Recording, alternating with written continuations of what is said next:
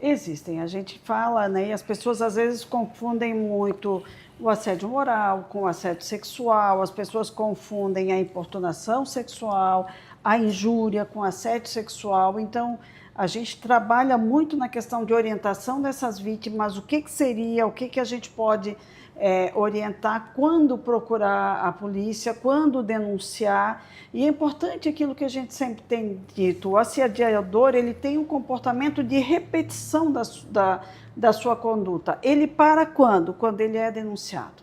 Ele para quando ele é encontrado e quando ele é responsabilizado.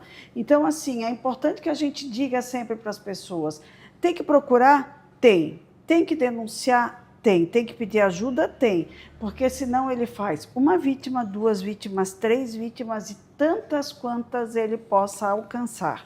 A gente não deve tolerar. Então, vamos falar um pouquinho assim, o assédio sexual, que é aquele da relação de emprego.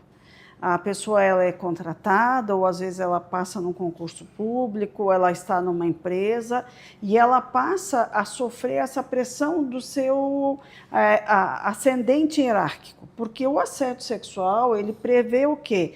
Que tenha essa ascendência hierárquica, tem que ter um superior hierárquico que exerça essa pressão sobre seu subordinado ou sua subordinada.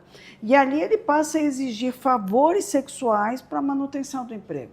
Isso é muito sério, gente. Então, não se dá para tolerar. Nenhuma relação de emprego ou de subordinação pressupõe que a pessoa possa exigir da outra pessoa esse tamanho poder de querer que a outra pessoa preste esses favores sexuais. Isso é crime, isso é passível de uma repressão criminal, dependendo da situação, pode gerar o quê? Uma infração administrativa, uma ação na Justiça do Trabalho, se for crime comum, e as pessoas têm que denunciar. A Polícia Civil está ali para ajudar. E é importante que a gente diga que hoje, né, já pelo governo do estado também ações para punir o assédio sexual da servidora pública. Então, hoje nós temos aqui o governador Josinho Melo, através da Controladoria Geral do Estado, que tem buscado ações para reprimir o assédio sexual. E a gente vê, eu venho de uma instituição policial onde nós mulheres, nós temos cada vez mais dado as mãos uma para as outras e não tolerado nenhuma forma de assédio sexual. Isso é muito sério. E tornou-se público esse ano o suicídio de uma policial lá da região de Goiás, que ela vinha sofrendo assédio de um colega de trabalho e ela não tolerou de tal forma que ela tirou a própria vida. Então, a gente tem que falar sobre isso. A gente tem que reprimir o assédio e a gente não pode tolerar. Então, o assédio sexual pressupõe o quê?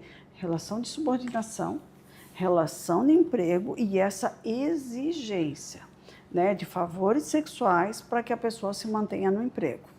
Aí a gente tem aquela questão da importunação sexual, que ela é um pouco diferente, que é aquele contato, aquela passada de mão, aquele toque indesejado, que também pode ser numa relação de emprego, pode ser um colega de trabalho, pode ser a passada de mão na rua, o chamado, às vezes, os bailes com grande aglomeração, carnaval, por exemplo, e o transporte público, muito comum, às vezes, né, um trem, um metrô, um ônibus, e as pessoas, às vezes, ficam com medo.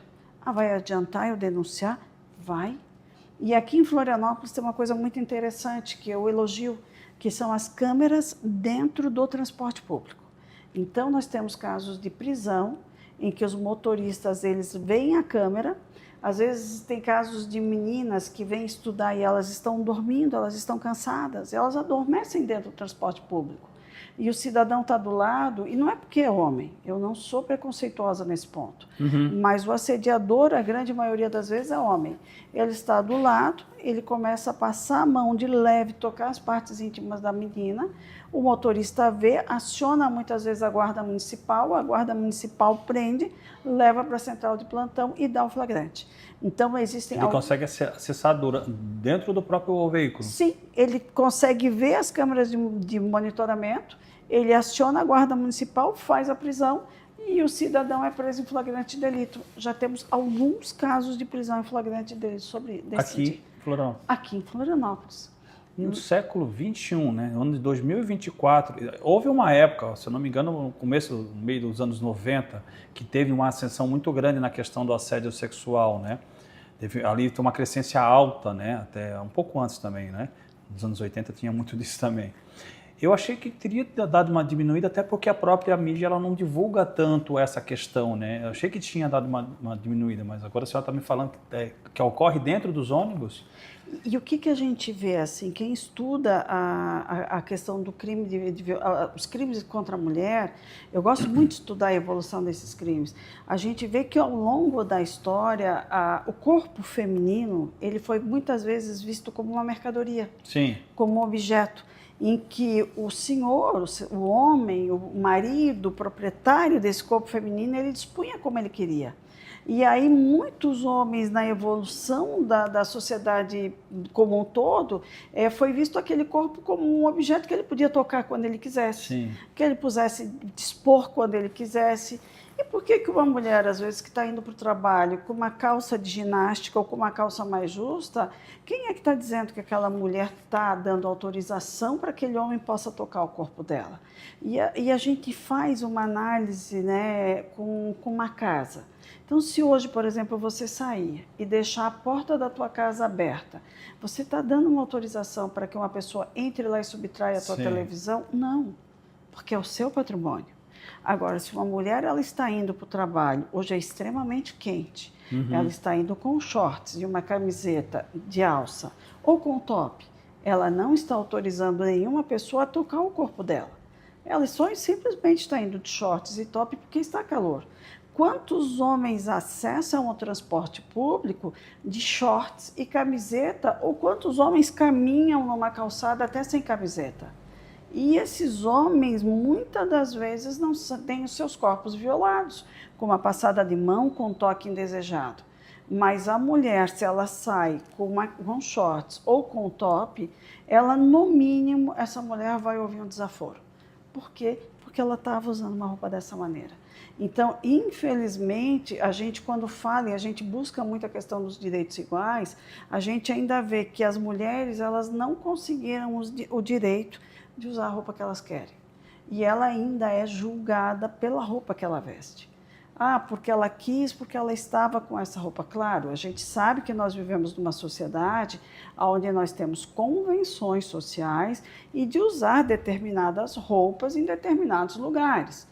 Então, por exemplo, eu não vou a um culto e a uma missa de top e shorts. Isso é óbvio. Eu não vou de biquíni num restaurante, né, fazer jantar. Não vou de biquíni numa missa, num culto. Mas só que uma mulher dela não pode usar os mesmos trajes do que o homem num transporte público sem que o corpo dela seja tocado. Então isso ainda é muito... A gente fala isso e esse é uma importunação sexual. A injúria, né? O ser chamado de uma palavra de baixo calão, né? De um palavrão, de um nome feio, só porque ela está usando uma roupa dessa. Então, às vezes, uma menina que está com uma calça jeans rasgada e que aparece a coxa dela, ela vai ouvir um desaforo só porque ela tinha uma calça jeans rasgada. E se fosse um homem? Ele não vai ouvir o mesmo desaforo. Então, a gente precisa evoluir enquanto sociedade para que as nossas meninas e os nossos meninos sejam simplesmente tratados como iguais. Como iguais, exato. É isso que a gente quer.